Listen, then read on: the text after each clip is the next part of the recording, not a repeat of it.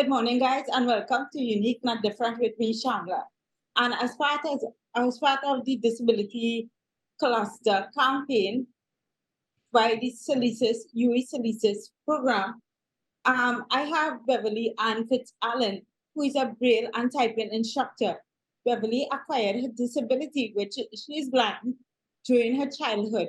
And Beverly is here today to talk a little about, how she not how she acquired, but her journey of getting blind and how she overcame it to become a Braille and typing instructor. So good morning, Beverly. How are you doing? Good morning. I'm fine, and good morning to your listening audience. It's a pleasure to have you. So, Beverly, you, as I mentioned, you acquired a disability at a very young age as a child, right? Can you tell Yeah. us a little bit about what happened and how you managed as a child being able to, I guess, going from seeing very little and then going to be totally blind throughout the rest of your life? Okay, so I became blind. I had visual impairment at the age of 1 year old, and in my left eye, they had to remove it. And I could have seen with my right eye until the age of 10. But before that, I began going to kindergarten school and primary school as any other child. I lived in South, so Monrepo Primary School was the school I attended to. And after my teacher saw that I was straining to see on the blackboard, she told my parents, and they took me to the doctor, an ophthalmologist, that he checked out my eyes and my eye and stuff like that, and he recommended me to go to the school for blind children in Parksville, Santa Cruz. So at the age of 6, I um I started to go to the school for blind children, where I continued my primary education. They taught us maths, English, science, social studies, everything that a normal primary school would teach. They also taught me Braille and typing and well other skills, daily living skills, music. We did drama. We were well rounded, well balanced as children in the school for blind children. And at the age of 8, um, a schoolmate of mine and myself, we got the opportunity, we were given a scholarship to go back into the mainstream, where we went to school at Bishop Anstey Jr. at Cascade. And And yeah. can I ask you, being blind and going from a special, a quote unquote special school, going back into mainstream school on a scholarship, that was very, commendable. Yeah. Yeah. What was the transition like from, being with your peers who are visually impaired and blind to going back into mainstream school? So Yeah. with students that who are not blind, and back then I'm sure, there were not much students that were blind in mainstream school. So how was that for you, the transition? Okay. So um going back into mainstream school, it was at first, I was really glad to go back into mainstream school, although I would have missed, the activities at the school for blind, in the day, like swimming and all of that. But going back into school, the teachers were really helpful.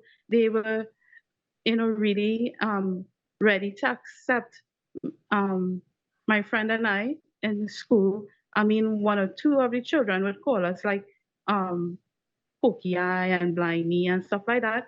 But on the whole, children were very friendly to us. They accepted us as friends. Um, we had to sit together to do work together, because she would sometimes read out. When I couldn't see the prints, she would read out like um, work for me, like for maths and English and all of that. But Yeah. on the whole, it wasn't that bad of a transition from going back into mainstream. what led you to become a Braille and typing instructor?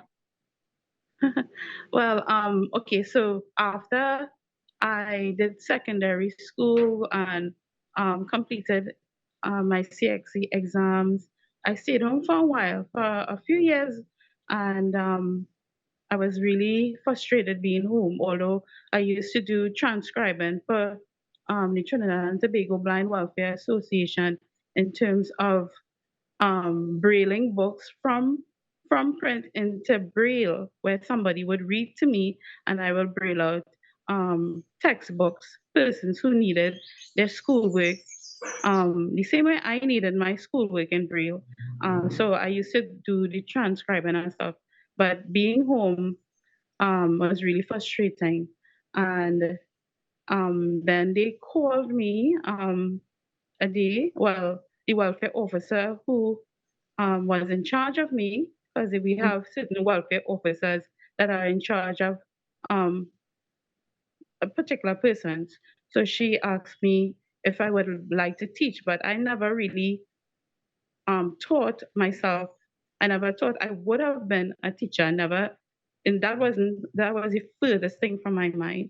But because I wanted to work, I accepted, the opportunity, and then, well, starting to interact with persons, because I've taught persons young and old, persons with different besides being blind, other disability and stuff like that. Self-taught persons, all sorts of persons, even sighted persons, and I do love teaching now. I love, helping persons be able to achieve, not knowing something, because Braille is a system of reading and writing for us, like how print is a system of reading and writing for persons who can see. Yeah. And, so Braille is something really new. People are fascinated by it, wowed by it. They're eager to learn, especially persons who are visually impaired and blind. I also teach typing, how to learn the keyboard, because I learned typing at school. And also, as I said earlier on, in the school for blind children, when I entered, we were taught typing. So I continued that in secondary school. And I also teach typing, where I teach persons, actually help them, teach them to learn the keyboard as blind, newly blind persons, so they will be able to learn computers and be able to maneuver, to do whatever they need to do on the computer, Yeah. whether it's work or listen to music or whatever. Right. So, can you quickly tell us, given your journey, what lessons have you learned, that you can tell persons, as a form of inspiration? And, um, what advice would you give in terms of, having the brain system in the, very quickly, can you tell us what advice and how, important is it to have the braille system in the school, mainstream school? Okay, so for persons, it is really important for persons that are visually impaired and Mhm. totally blind to learn Braille. And because even if, well, Braille is in two parts, grade one and grade two.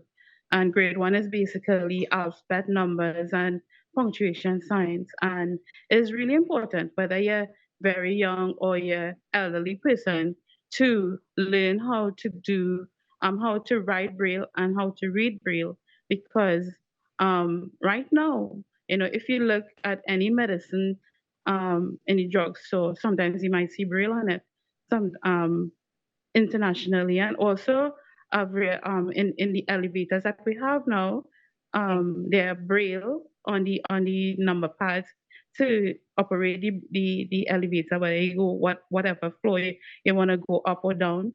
um Also, I know, um someone told me that the Hyatt, they have their menus in Braille, So it's really important that we know Braille. So, and Yeah. as we advance and develop as a country, and where we hoping that, that we actually get to the point that Braille is everywhere in business spaces and groceries. I wish that that they label things in groceries that we could move around on our own, Yeah, instead of letting persons come to help us, because sometimes sometimes people are not that willing to help us. That is the truth. yeah, So right. Braille is really important, especially also with recreation, playing cards, bingo, Scrabble, Monopoly, you name it. Yes, You can play with your family and stuff. And yeah. also for sighted persons that to learn Braille, whether you're in special ed, you want to teach, younger, you want to have you be a teacher and you have a blind person in your class, Definitely, definitely. So basically, you're saying that it is very important for business to have it's these really stuff, important. Yes, right? Very good. So because for them to function in society, in Beverly, I society. want to say we are out of time, but I want to say thank you so much, guys. I want to say I that want to thank you Beverly, very much. my pleasure, guys. I want to say Beverly, who is totally blind, set up her own camera system, but we still achieved what we came here to do, which is tell her story. So I hope you heard it and was inspired by it. And this is what unique, not different is about. I can't remember. Yeah. Thank So you so much, Pamela, and everybody. Enjoy your day. And I hope thank I was really an encouragement to someone. you. Be strong. Continue to live. Thank There's you, life Beverly. with blindness. Thanks, man. Thank you, Beverly. With that being said, guys, I want to say thank you so much for tuning in to this week's segment of Unique and Different. Until next, be good, do good. Bye, guys.